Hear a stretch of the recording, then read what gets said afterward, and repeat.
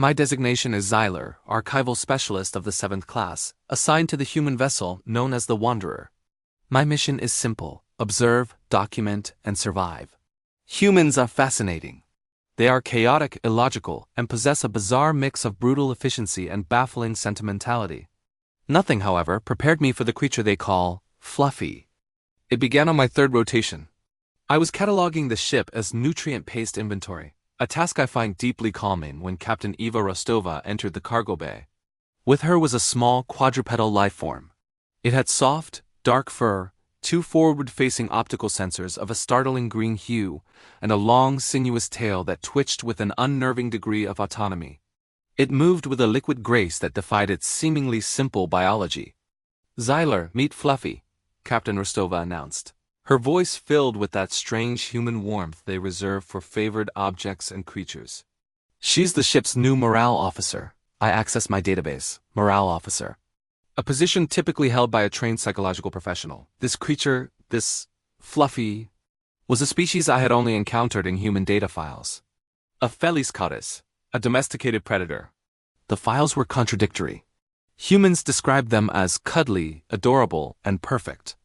Yet, the biological analysis painted a different picture: obligate carnivore, retractable claws, acute hearing, nocturnal hunter. Fluffy's green eyes fixed on me. They seemed to pierce right through my exoskeletal plating. It emitted a low vibrating sound from its thoracic cavity. My audio sensors identified it as a purr. According to my data, this indicated contentment. But the sound vibrated at a frequency that caused a subtle, disquieting resonance in my internal systems. Captain Rostova placed the creature on the deck. It took a few tentative steps, its head swiveling, scanning the environment. Then its gaze locked onto me again. It began to approach. I remained perfectly still, as per standard procedure for encountering unknown fauna. Its tail, which had been twitching, now stood straight up, with a slight curve at the tip. Another signal. My databank suggested this was a sign of a friendly greeting. I extended a multi-jointed manipulator in a gesture of non-aggression. It was a standard first contact protocol among most known species. Fluffy paused, sniffed the air, and then proceeded to rub the side of its face against my metallic leg. My tactile sensors registered a surprising softness, followed by the transfer of various proteins and pheromones. It was marking me, claiming my leg as part of its territory. A bold move for a creature less than a 20th of my mass. Over the next few cycles, my observations of Fluffy became my primary focus. The nutrient-paced inventory could wait. This creature was a paradox, a walking contradiction that fascinated and terrified me in equal measure. One moment, it would be sleeping in a patch of sunlight, looking like the most harmless being in the galaxy. It would curl into a ball, its soft breathing barely perceptible. Humans would pass by and make cooing noises, some even stroking its fur. The creature seemed to tolerate, even enjoy, this contact. But then, in an instant, it would transform. A glint of light, a stray dust mote, even a flicker on a monitor would trigger its predatory instincts. Its body would tense, pupils dilating into black voids.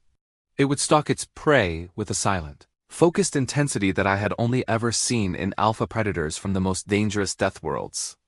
It would crouch, wiggle its hindquarters, a preparatory motion for a launch, and then pounce with startling speed and precision. Its target? A dropped bolt, a piece of string, or sometimes nothing at all.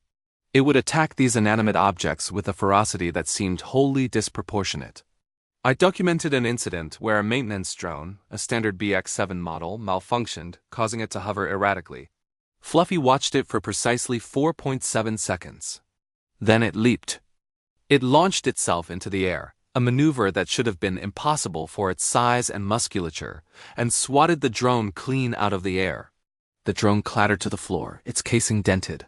Fluffy then sniffed the fallen machine with an air of nonchalant victory before grooming a single paw, completely unfazed. The humans found this hilarious. I logged it as a demonstration of superior anti-air capabilities. The way humans interact with it is the most baffling part. They willingly bring this tiny hunter into their homes, their starships. They feed it, they clean up its waste.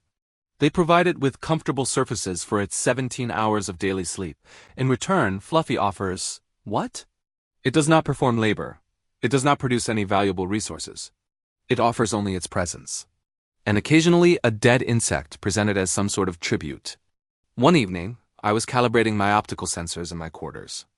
The door slid open and Fluffy strolled in, as if it owned the place. This was a breach of my personal space, a clear violation of protocol, yet I found myself unable to act. It hopped onto my console, walked across the keyboard typing a string of nonsensical characters that I have since saved for further analysis and settled directly in front of my face. It stared at me. I stared back. Its eyes were vast green galaxies. It blinked slowly. In human culture, a slow blink is a sign of trust and affection. I had no protocol for this. I am a being of logic, of data and observation. But in that moment I felt an impulse, an illogical urge. I slowly, carefully extended one of my smaller, more delicate manipulators. I mimicked the motion I had seen the humans make, gently stroking the top of its head, between its sensitive auditory sensors.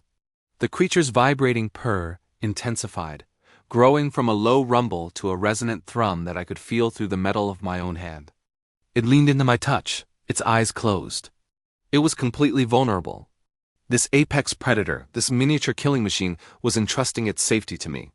A strange sensation flowed through my circuits. It was not data. It was not an alert. It felt warm. The humans have a word for it. Contentment. I realized then why humans keep these creatures. It's not about logic or utility. It's about the connection. In the cold, sterile vacuum of space, far from home, humans surround themselves with these tiny, fuzzy agents of chaos. They bring a piece of their wild, unpredictable homeworld with them. The cat is a reminder that even in a universe governed by physics and logic, there is room for the unexplainable, the adorable, and the utterly terrifying. My official report to the Archival Command will state that Felis Catus serves as a passive non-chemical psychological regulation agent for the human crew. It boosts morale through tactile and auditory stimulation, and its unpredictable behavior provides a source of entertainment that combats deep space ennui. But my personal log will say something different. It will say that I, Xyler of the 7th class, have been marked as territory. It will say that I have learned the meaning of a slow blink. And it will say that the most dangerous and fascinating life form on this ship is not the heavily armed human crew, but the small, soft predator that sleeps on my console and purrs when I recalibrate my sensors. I have begun to refer to it as Morale Officer Fluffy, and I believe I am now its subordinate. My mission continues, but my perspective has been adjusted. Thanks for watching. If you enjoyed this story, be sure to like, subscribe, and hit the notification bell so you don't miss our next dive into the strange and wonderful universe. See you next time.